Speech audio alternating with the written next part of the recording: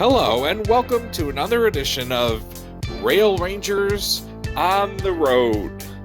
The Midwest Rail Rangers, our 501c3 nonprofit organization, presents onboard educational programs across the Midwest. You may have caught us on the South Shoreline between Chicago and South Bend, Indiana, aboard the Sky Parlor car at the Wisconsin Great Northern, on an Amtrak charter organized by the 20th Century Railroad Club of Chicago, on private rail excursions featuring heritage equipment, and at various outreach events such as Train Fest and Mad City Rail. In March of 2020, the coronavirus sidelined most of our programs.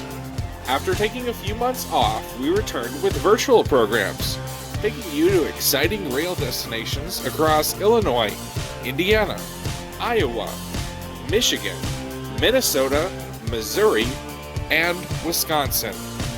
With 2021 now here, we hope to begin the transition back to doing in-person programs. During the months ahead, though, we will continue to bring you new virtual programs as well. So sit back and relax and enjoy another edition of Rail Rangers on the Road.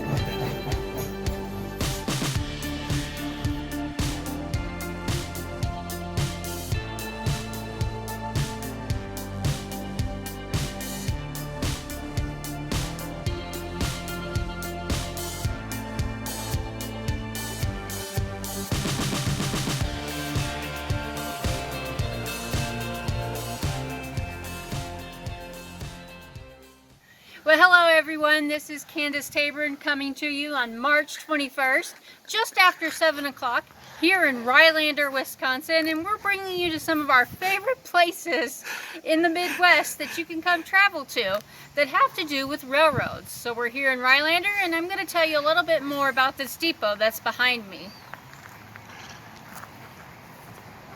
Well, we made it to the Rhinelander Railroad Museum, the last stop when you come to the complex if you do their tour. This feature is the restored Sioux Line Depot, which for many decades was located in the Hungry Hollows near the intersection of Thayer and Phillip Street. This area was also the railroad crossing for the Sioux Line and the Chicago Northwestern Railroad. These two main railroads traversed the community and played a large role in building the city of Rhinelander. The depot was built in 1894 at the edge of the Sioux's yard as a freight depot. Another Sioux depot, a brick passenger depot, was located on Stufflift Avenue across from what is now the State Forestry headquarters. When Sioux passenger service declined, the passenger depot was sold, and the freight depot down in the Hollows was then used for mixed-use depot for the remainder of its life. The freight depot was moved to Pioneer Park here in Rhinelander, where we're at, in 1990 and was restored by volunteers with funding from support of the community. It now appears as close to the original design as possible. The Chicago Northwestern Depot is still in its original location downtown on Courtney Street. The Sioux Depot is full of photographs, artifacts, and documents of Rhinelander's railroad days, by which the community was heavily influenced. The basement of the Sioux Depot holds a very special model railroad exhibit. If you have a quarter or two, you can even slide it in the coin slot and watch the train run. So I hope you enjoyed that little bit of information about the depot here at the Pioneer Park in Rhinelander. We're going to throw it to Robert so we can get some of the equipment and some of the information about it. Hope you enjoyed the information that I shared with you today. All right. Thanks a lot, Candace. Appreciate it, and appreciate our director to changing our camera feed over here. And we're going to give you a tour of the train now that is here at the Pioneer Park in Rhinelander. They have a nice self-guided walking tour. Now, if you're interested in how to get up here, we can throw up a map for you if you're wondering where Rhinelander is located. If you ever come up north on vacation, in the summertime especially, very popular time for people from Chicago to come up to the Northwoods. We are located right on US Highway 8. Highway 8 runs from just north of the Twin Cities to north of Green Bay, and we are just about 20 minutes or so north. We are east of US 51, so pretty close to where Highway 8 and US 51 intersect, as you can see on your map if you're coming up to this area. So a lot of popular destination up here for folks maybe who are coming up north. You might want to add this as one of your stops. They are open generally most days. I think they're closed Mondays, but they're generally open most days from Memorial Day to Labor Day. So if you want to check them out, they are closed now because it is March 21st. They will be reopening though in about 2 months at late May, Memorial Day of 2021, but we were able to get in through the magic of television somehow, and there's no snow on the ground. Anyway, let's take a look at the locomotive here. This is the number 5 from the Baldwin Locomotive Works, built in Philadelphia, Pennsylvania, as you can see here. And you can see the builder plate, which we always look on. Gives us a nice look at when this was built, which would have been July 1925. Builder plate 58530, as you can see, and this was a pretty typical lumber engine here. Again, this was built in 1925 for the Thunder Lake Lumber Company by Baldwin Locomotive, as we mentioned. Is operated here in the Rhinelander area until 1941. And here's an interesting tidbit that we learned. After they were done using it, about 16 years after it was put into service, it was sold to a company in Mexico, where it would spend, the next 32 years or so of its life. It was returned here home into north central Wisconsin in 1973 as part of a 3-way trade.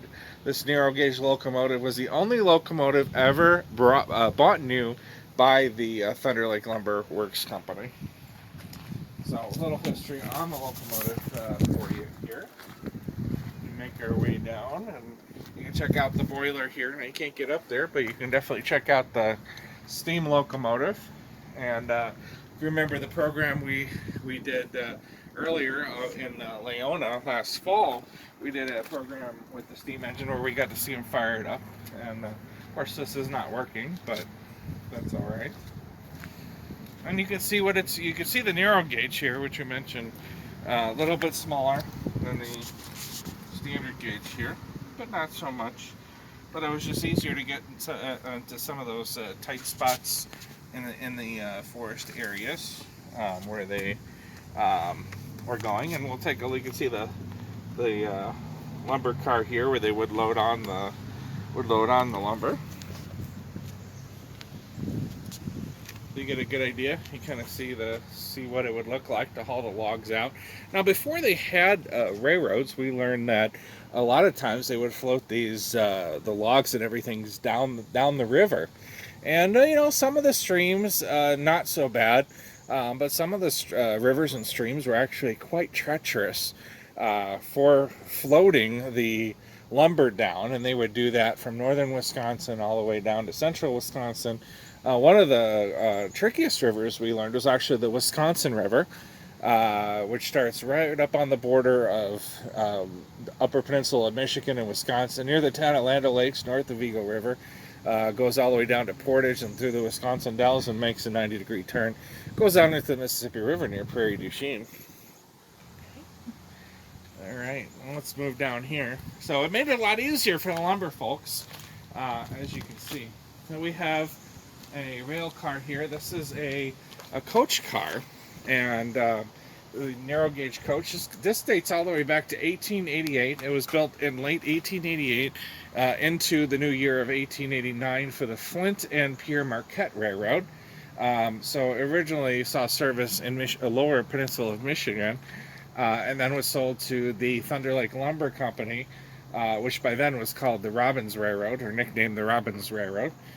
For you folks who are keeping track at home, 1897. So it ran for about 23 years. In 1919, it was converted for use both as a business car and a field office for the Thunder Lake Lumber Company.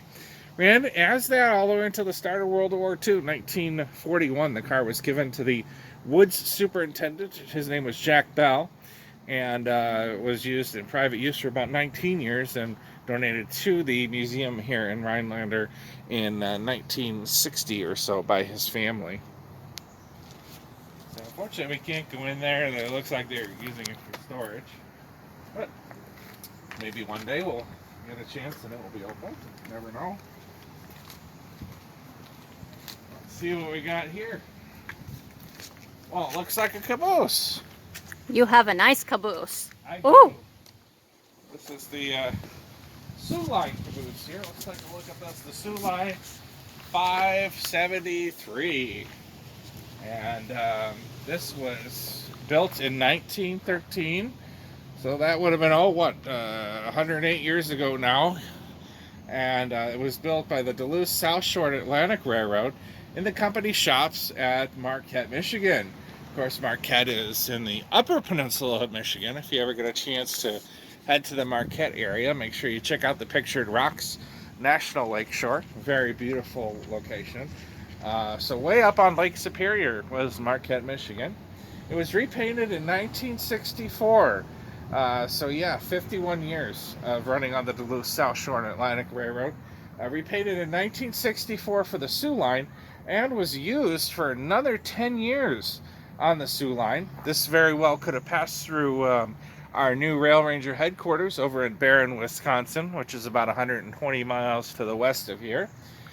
This very well could have run, though, between Sault Ste. Marie, Michigan and the Duluth area and the Twin Cities.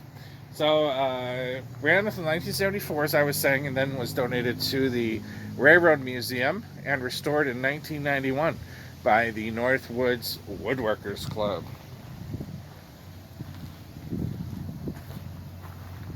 Not sure what this is all about. This is the caboose tree. Not with a fake eagle or something on the top of it. Not sure what that is all about, folks, but that is okay. A lot of strange things here in Rhinelander. So we have another track out here, which I guess they would maybe have more room to display additional cars on. We do have kind of a flat car here, or a work car. Looks like they got some of their equipment on here, so maybe they just show you what that is like, and maybe they'll be adding more equipment here. And what is this unique thing? It is not on tracks. Do you notice that, folks? This is not on tracks, but it certainly looks like a steam engine, right? Well, it is on some kind of tracks. Look at this. Well, yeah, maybe take a look down here at the front.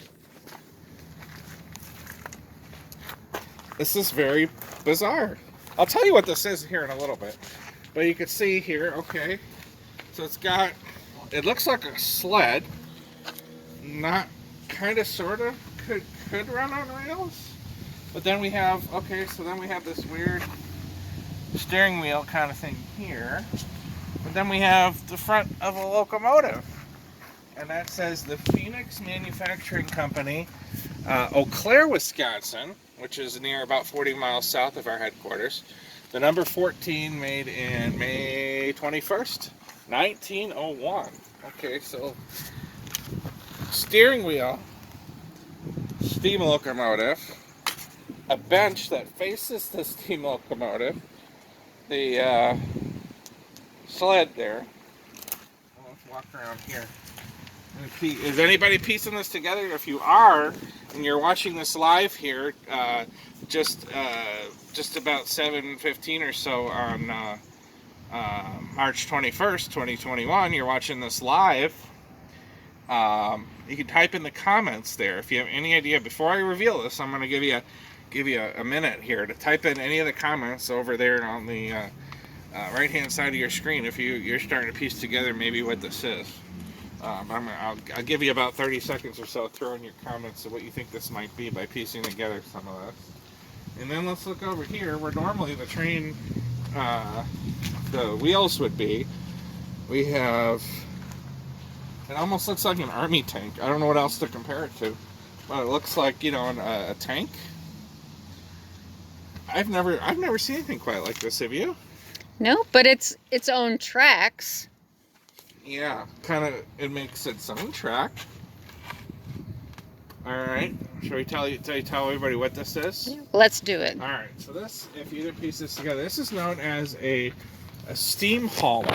And it was actually the ancestor of the Caterpillar tractor, and it was used to haul logs on trains of sleighs. See, we saw the sleigh a little bit earlier, over ice roads, which are very common. The wooden parts of the machine were burned in 1931 fire, which destroyed the village of Tipler.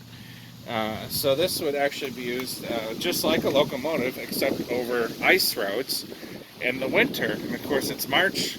If we were taping this, if we were actually live, there would probably be about 2 feet of snow on the ground here in Rhinelander. We pre-recorded this.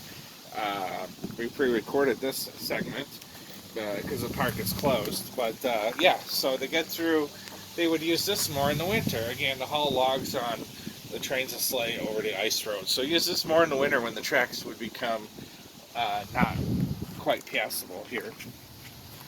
And then you can see there we have the logs to show you how this works. And notice the sleigh bottom here that they would use.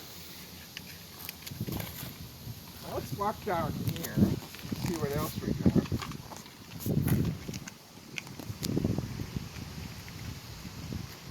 And we got some wheels here. And any idea what this is? Kind of strangely shaped. What this could possibly be? Any ideas? We could put this. We put this in the comments too. So it's kind of train wheels, but notice how wide. See how wide this is? Any ideas? If you put some comments up, if you want to take a stab at what this is, what kind of wheels this is.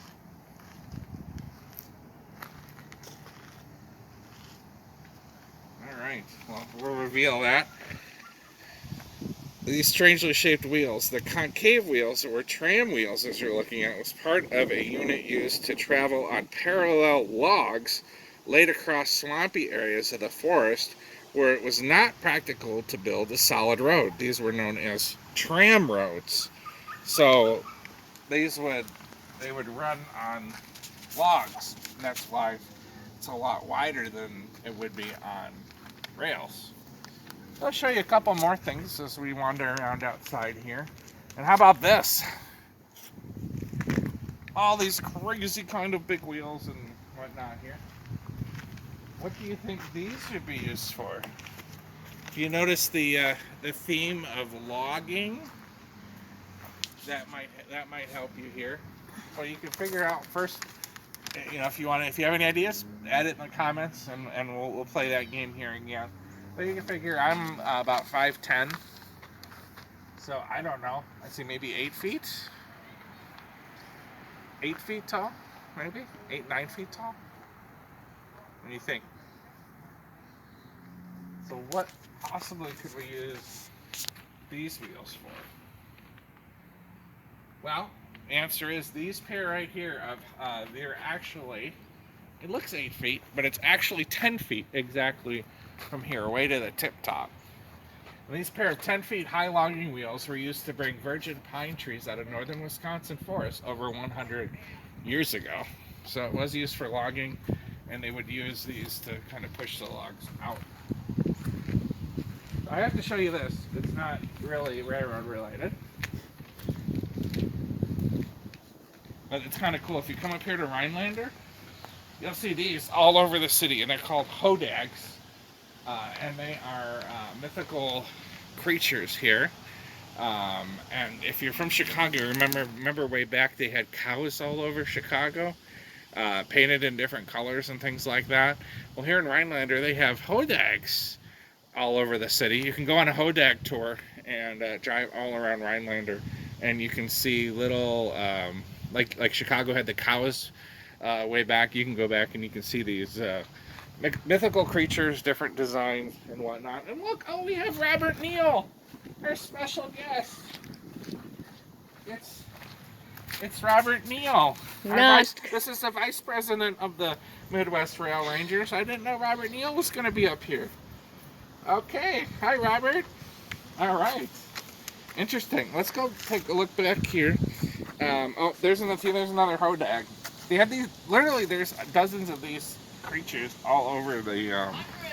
Hundreds, I'm told. Hundreds of these things all over the city. So you gotta come check them out. Like I said, they were like the cows in Chicago.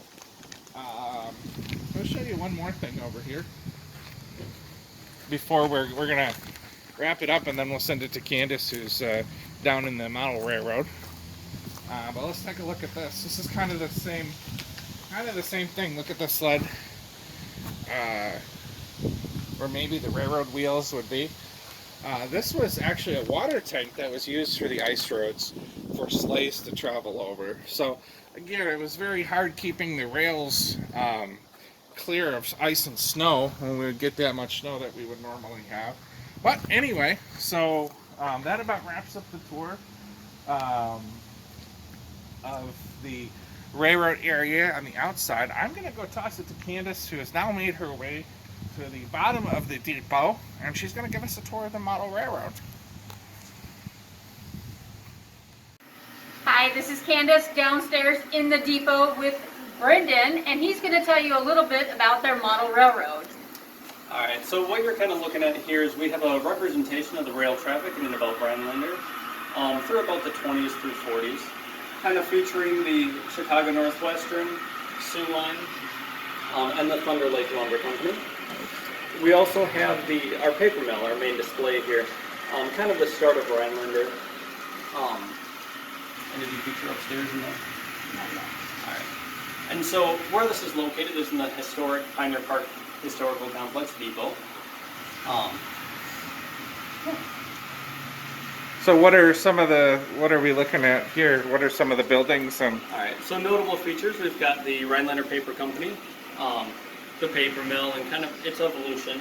But we tried to showcase a bit of how it first got its roots, and its first original floor plans, if you will. Are they still located here in town, or are they are? So the paper mill is still there, modified. But kind of some notable features that we've got are Rhinelander Davenport Street, the bridge everyone likes to hit. If you look up in the town, we have the gray building there would be where Triggs is about sitting. We have the Bio offices, which was at Chicago Northwestern Depot. Following down a little bit to your left, you'll kind of come through downtown into the gray building of the feed store. Follow through, you'll go into the hollow. The blue building, first perspective, would be the bar moonlighting. Is this a certain time period or a certain year this model railroad is depicting, or? So it's trying to depict the rail traffic more so. Okay. So not a specific year like 1800 yes. or anything. Yeah. So we aimed for about 20s through 40s. Okay. Just so we can run a variety of steam, diesel, and the railroads that were about in that time. Going down, you have the building we're standing in the. Where are we at? Yep. So. In its original location. Oh, right there, the yellow. Okay, Yep. There we go. Yeah, that looks like it.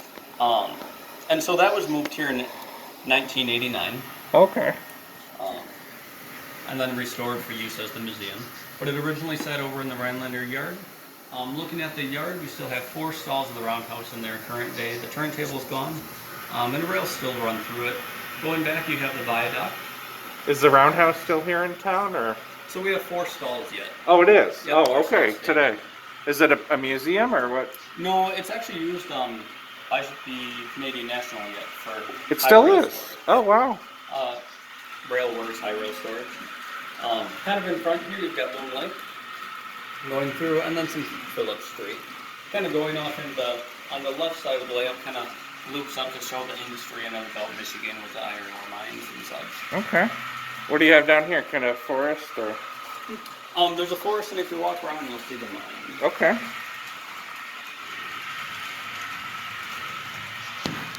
A lot of it you have to look at with an artist's eye. I mean, Rhinelander alone would need a room 16 times larger to fit. Would it? Who put this all together? Was this you guys volunteer, like a railroad club or something? So I'm part of the Rhinelander Railroad Association. Okay. And so we've been established since, I believe, 1985. Okay. Between them and working with the city, managed to buy the building off the, what was it? The last railroad. Wisconsin Central. Okay. They bought the depot for $1. Wow. And they ended up bringing it here, bringing it back to its original form. And then ever since, restoration of the building and the process of moving it took until about 1989. 1994, they restored the building enough where they were comfortable with it that they then started working and planning on the layout down here. So layout planning took about a year. They started building in 95, burnt down in 97. There was a fire down here. Really? Yeah, Oh no. Fortunately, it was caught and we didn't lose the building. Okay. And then ever since then, it's been evolving. Very cool. Year after year, you'll go through and you'll notice changes of little things we add. You know, little Hodags hiding everywhere. Are there? Yeah. Where is the? So right there on the red base, Right. Oh. miniature Hodags are hard to find, so you got to steal them out of the bottom of shot glasses. Huh. Hence why it's on the red base. Yeah, we just told everybody that they got hundreds of them all over town. If you look around, you'll see details such as the eagle in the tree. Are you still standing there? Only was there. Right there. Oh, I should know he that. flew the coop. Yeah. There you go. Eagle in the tree. The more you look, the more details you'll see. Very cool.